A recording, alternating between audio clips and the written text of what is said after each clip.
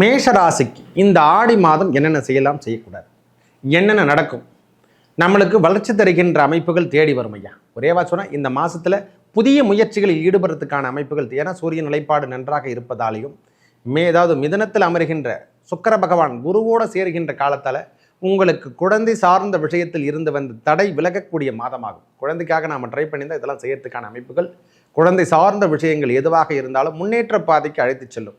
அதே போல் 5ஆம் அதிபதி என்று சொல்லக்கூடிய சூரிய பகவான் 4ஆம் இடத்துல சம்பந்தப்படுவது என்பது வீடு நிலம் சார்ந்த விஷயத்தில் இருந்து வந்த பிரச்சனை, ரொம்ப நாளாக வீட்டில் நிறைய பிரச்சனைக்கு சுவாமி, அதெல்லாம் சரி பண்ணக்கூடிய அமைப்பாகும். இந்த மாதம் முடிவுக்கு வருகின்ற அமைப்பாக, வீட்டு வேலை இருக்குது தொடங்கிட்டால் எதுவுமே முடியல அப்படின்னு சொல்கிறோமில்ல, புதிய வேலை ஆரம்பிக்கின்ற காலமாகவும் இந்த காலம் இருக்கப்பெறும்.